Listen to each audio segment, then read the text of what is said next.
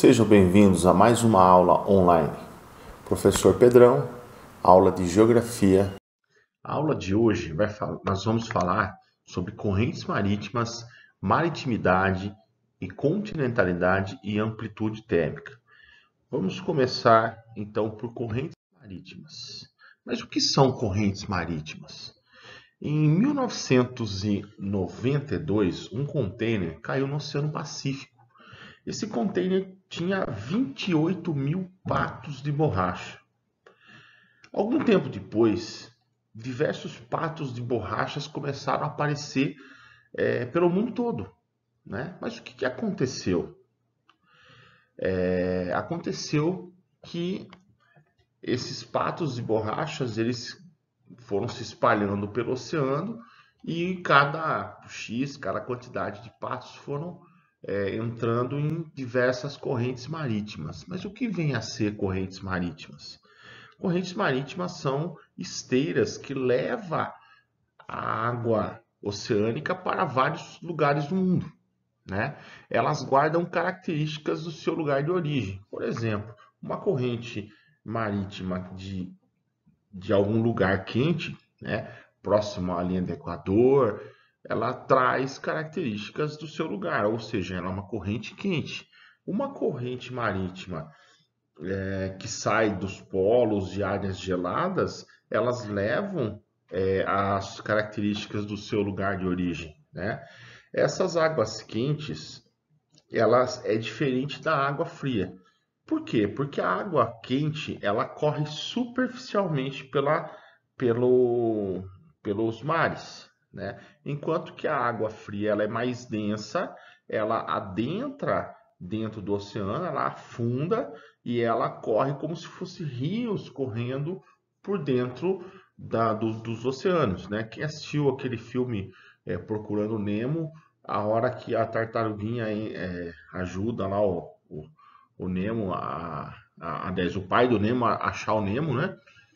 Exatamente, ele entra nesse túnel de água e vai parar lá na Austrália. Isso existe de verdade. Isso são as correntes marítimas, ok? Além disso, temos que entender uma coisa. Lembrando a aula passada de pressão atmosférica, né?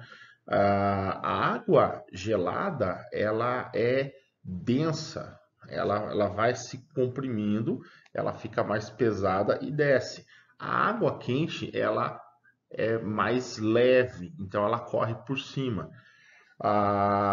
Um dos motivos que faz com que haja tantos desertos nas áreas de águas frias, se a gente for analisar, né, olhando a esse mapa aqui, nós temos uma visão bem interessante, por exemplo, de uma parte da África, você vê as linhas azuis, que são as correntes marítimas frias. Por que as correntes marítimas frias favorecem a desertificação?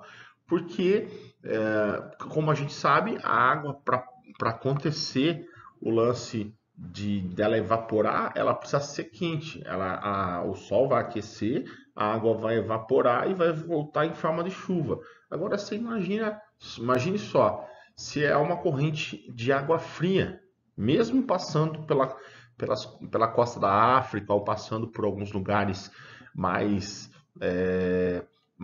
quente, ela carrega a característica da sua região, né? É uma corrente de água fria. E isso faz com que ela não evapore o suficiente para fazer as massas de ar se tornarem grandes porções de chuvas e adentrarem ao continente. Então, isso também é um dos fatores. Imagine que o nosso planeta é uma grande engrenagem. Outra coisa que é interessante a gente pensar também é por que as águas polares elas não congelam, principalmente no inverno. Você tem a corrente do Golfo indo para as regiões geladas. Você tem ali a corrente do Atlântico Norte, que é uma corrente de água quente, e ela vai passar ali pela Finlândia, pela Suécia, ela vai passar ali pela Dinamarca, enfim, ela é uma corrente de água quente que vai garantir o equilíbrio térmico dos oceanos, principalmente no inverno, favorecendo a, a não congelar o oceano e também favorecendo a questão da navegação. Outra coisa que eu acho importante as áreas pesqueiras, as grandes áreas pesqueiras, são justamente áreas aonde você tem as correntes marítimas trazendo uma quantidade de pescado, né, para essas regiões, tá? Eu acredito que seja mais ou menos isso que vê. Vamos entrar agora num outro conteúdo, né, que é a continentalidade e a maritimidade. Em resumo, é uma coisa bem simples e bem tranquilo da gente resolver. A gente sabe que a água e a terra são duas massas que são aquecidas pelo Sol, só que de forma desigual.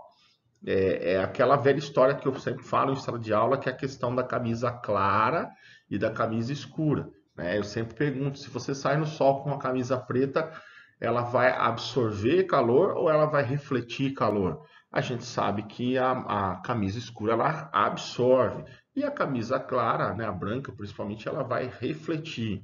Então, para entender de uma forma bem simples a questão da continentalidade e da maritimidade, primeiro processo é que, quanto mais próximo do oceano, menor vai ser a variação de temperatura. Ou seja, a temperatura ela vai ser muito igual durante o dia, durante a semana, vamos dizer assim, né? Outra questão interessante é que a brisa marítima ela modifica-se de acordo com o período do dia e da noite. Por exemplo, né? Vamos pensar assim: durante o dia, o Sol vai aquecer a água e a Terra. A Terra, vamos imaginar que a Terra seja massa escura e que a água seja massa clara, certo? A água ela vai demorar muito mais para poder se aquecer. Por quê? Porque ela é uma massa clara. Já a Terra não, ela vai aquecer e vai absorver calor de uma forma muito mais rápida. Como ela absorve calor e ela reflete calor, né? Ela absorve calor, ela retém calor e ela vai segurar calor. Já a água não. Ela vai refletir o seu calor e ela vai demorar muito mais para aquecer. Então, durante o dia, o que nós temos? Logo de madrugada, né? Os pescadores usam muito isso para poder pescar, principalmente em lugares onde eles usam os barcos à vela, não tem aqueles barcos a motores. De madrugada, lá para as 3 horas da manhã, eles saem com a força dos ventos que está soprando do continente para o oceano. E quando dá lá as suas 10 horas, 11 horas da manhã, o vento ele é inverso. Por que que acontece isso? Porque durante o dia a Terra ficou absorvendo calor, absorvendo calor. E o mar, ele está refletindo o calor. Então, durante a manhã principalmente, né, quem vai na praia começa a perceber que a maré está lá atrás e vai chegando de tarde, tardezinha a maré vem chegando, né? Tem algumas praias que você percebe que chega 3 horas, 4 horas da tarde, a água vem vindo mais próximo da areia, né? Porque o vento está tocando essa água em direção à praia, né? E durante a noite começa ao contrário. A água na terra absorveu o calor, né, perdeu a sua fonte de calor e o vento vai em direção ao mar. E aí a água vai recuando, principalmente de madrugada, ok?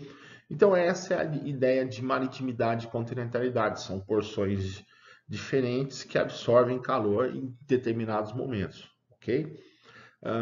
Mas vamos pensar de uma outra coisa que eu disse aqui no começo. Por que que existe quem mora, por exemplo, nas áreas litorâneas, não percebe a variação de temperatura durante o dia e a noite. Você tem uma temperatura muito igual.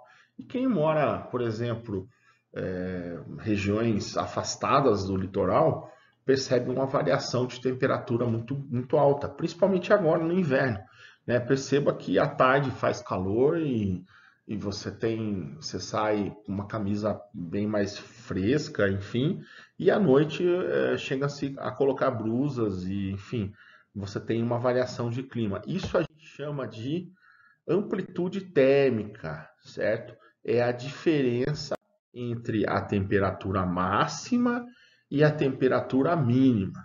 Como assim? Vamos pensar próximo da gente aqui em Jaguariúna, tá? Durante o dia você tem lá a temperatura chegando próximo aos 27, 28 graus agora no inverno. Então, vamos pensar em 28 graus, um dia razoavelmente, né? Não tão quente, mas também não tão frio. Aí chega a noite, né? Vamos pensar que chegou a noite, um dia fresco, a temperatura caiu para 18 graus. Qual que é a diferença da máxima 28 e da mínima 18 graus? Você tem 10 graus de diferença. Isso é o que a gente chama de amplitude térmica, né? É a diferença entre a temperatura máxima e a temperatura mínima. Mas eu estou falando de um dia, pode ser de um mês, pode ser de uma semana, pode ser de um ano, e aí você vai ter, né, ao longo de décadas, você tem uma análise muito melhor e muito mais determinada do que um dia apenas. Mas para ficar muito fácil, muito simples de vocês entenderem, eu acredito que pensando dessa forma a gente já mata essa charada.